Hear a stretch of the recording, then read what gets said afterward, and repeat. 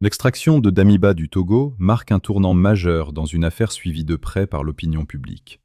Entre tensions politiques, enjeux diplomatiques et interrogations sur les accords entre États, cette décision suscite de nombreuses réactions. Comment en est-on arrivé là? Quelles sont les implications pour la stabilité régionale et l'image des institutions? Cet événement soulève des questions profondes sur la souveraineté, la justice et les relations internationales en Afrique de l'Ouest. Dans ce contexte chargé, comprendre les dessous de cette extraction devient essentiel pour saisir toute la portée de cette actualité brûlante. Ces choses peuvent être reprochées à qui aussi? À celui qui demande à ce qu'on le lui rende. Donc réellement, pour moi, cette situation, c'est juste un autre tour de magie, parce que récemment, avec la situation au Bénin, récemment avec les situations au Venezuela, la narrative par laquelle ces pouvoirs installés par le putsch sont bien fortes et peuvent faire quelque chose, c'est effrité. Et connaissant bien les approches utilisées par Ibrahim Traoré, ce n'est qu'une autre approche pour dire je suis encore là et je peux faire quelque chose. Et pour cela, il fallait trouver les moyens et s'il le faut, satisfaire les besoins du Togo pour récupérer Paul-Henri Damiba. Docteur Banga? Moi déjà, je suis d'accord avec lui, il y a une imprudence chez Damiba.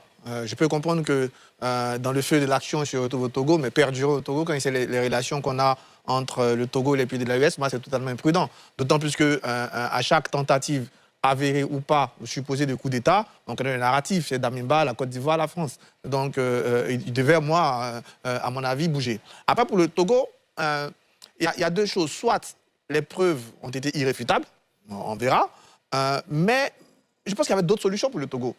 Moi, la solution la plus importante, idéale pour le Togo, c'est de demander à Damiba de quitter le Togo. Parce qu'aujourd'hui, le Togo se positionne en médiateur, à la fois dans des crises ouest-africaines, mais même dans la crise de la RDC. Quand vous positionnez un médiateur, quel signal vous envoyez? Ça veut dire que si demain, un fort réussit à obtenir que, je dis par exemple, Joseph Kabila doit venir en exil à Lomé, il ne viendra pas. Plus aucun opposant ne voudra venir en exil à Lomé, parce qu'il va se dire à n'importe quel moment, je peux me retrouver dans le pays. Et puis il y a une tradition d'asile africaine qu'on maintient.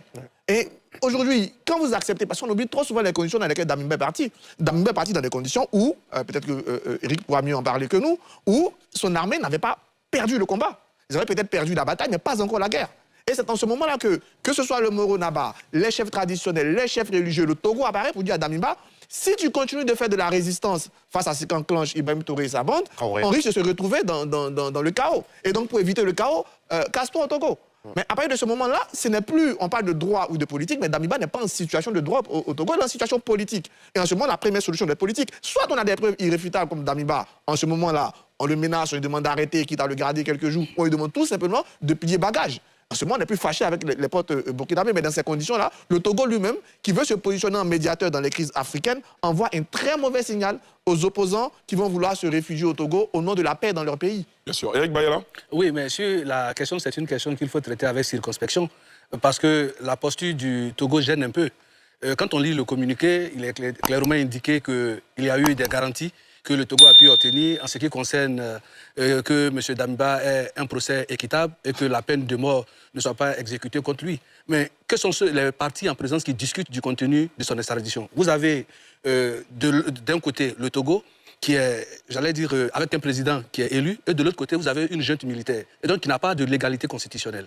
Et donc rien ne peut engager donc, ces accords-là que le Burkina prend vis-à-vis du Togo. Ça, c'est d'abord un premier point. Le second point, n'oublions pas que Henri, le garantie que le Togo a pu obtenir en ce qui concerne que M. Damiba ait un procès équitable et que la peine de mort ne soit pas exécutée contre lui. Mais que sont les partis en présence qui discutent du contenu de son extradition? Vous avez d'un côté le Togo, qui est, j'allais dire, avec un président qui est élu, et de l'autre côté, vous avez une junte militaire, et donc qui n'a pas de légalité constitutionnelle. Et donc, rien ne peut engager donc, ces accords-là que le Burkina prend vis-à-vis du Togo. Ça, c'est d'abord un premier point. Le second point, n'oublions pas que Henri, le lieutenant-colonel Henri Damiba était le chef de la junte qui a fait le coup d'État contre Roch et Christian Kaboré. Et il avait, au niveau de la transition, on a parlé de MPSR 1.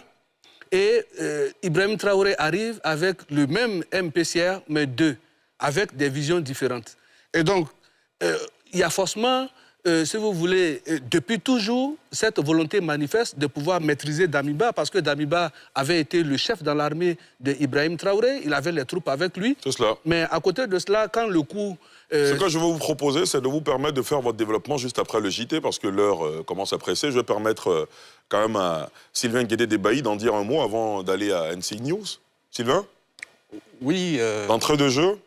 oui, d'entrée de jeu, moi je dirais que le lieutenant-colonel a peut-être manqué une occasion, n'est-ce pas, de ne pas gêner le pouvoir burkinabé, puisque il sait très bien, c'est à l'issue des négociations qu'il a pu obtenir l'exil au Togo.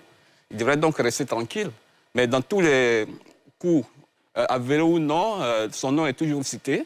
Il a fini par agacer son hôte, qui est le président Faure Gnassingbé, et le président Faure Eyadema. Et je pense que quand on me dit que Damiba, on devait lui proposer de quitter le Togo, non, il n'avait pas à quitter le Togo. Le Burkina a présenté une demande d'extradition accompagnée d'un mandat d'arrêt. Il ne pouvait qu'exécuter le mandat d'arrêt, comme il l'a fait dans d'autres situations. Dans la situation ivoirienne, on se souvient que Dida Kwasi, qui était aussi réfugié au Togo, a été extradé dans les mêmes conditions. Donc c'est le même Togo, c'est le même Fort. Et je pense que l'avenir nous dira ce qui va se passer. Mais je pense que Damiba est présumé innocent. Il fera face à la justice burkinabé. Dieu merci, la peine de mort ne sera pas retenue contre lui. Il est présumé innocent. Le procès va s'ouvrir. Peut-être qu'il pourra gagner le procès. Qu'est-ce qu'on en sait? Serge Daniel, avant de vous laisser partir et avant de courir à NCI News, dites-nous, est-ce que selon vous, le Burkina Faso aujourd'hui dispose de garanties judiciaires et sécurité suffisantes pour juger un ancien chef de transition et ne pas appliquer surtout la peine de mort? Nous sommes dans un régime d'exception. Dans un régime d'exception, la loi n'est pas forcément respectée, c'est la loi du plus fort qui compte. Je voulais me permettre très rapidement de dire quand même quelque chose à propos de Damiba, c'est que d'après mes informations, depuis 2022, il rêvait de quitter le Togo pour se rendre aux États-Unis. Pourquoi il n'a pas pu le faire? Est-ce qu'on l'en a empêché? Est-ce qu'il n'a pas eu les moyens? Je voulais me permettre de le préciser parce que j'ai entendu tout à l'heure, au cours du débat, des gens intervenir sur sa présence au Togo. Très bien. Alors, pour revenir à ma question, les garanties d'un procès équitable pour Paul-Henri Sandaogo Damiba au Burkina Faso. On va voir comment ça va se dérouler. D'abord, il est arrêté, c'est une arrestation.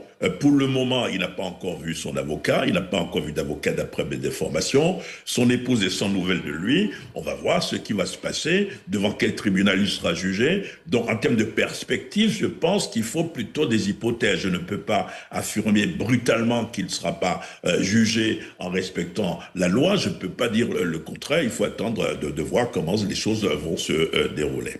L'avenir nous dira, adviendra que pourra. Merci beaucoup Serge Daniel d'avoir répondu à nos questions depuis Dakar. Et avec vous, on suivra évidemment cette situation, cette actualité au fur et à mesure qu'elle évoluera. Merci beaucoup.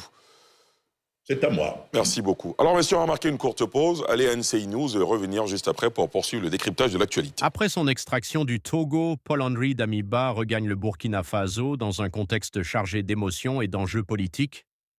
Ce retour marque la fin d'un épisode marquant de l'histoire récente du pays, entre tensions, transitions et attentes populaires. Tandis que certains y voient une opportunité de stabilité, d'autres restent prudents face à l'avenir. Une chose est certaine, cette séquence rappelle que le destin d'une nation repose sur des choix forts et une vision claire. Le Burkina Faso, plus que jamais, se trouve à un tournant décisif de son histoire, où unité, leadership et résilience seront les clés pour avancer.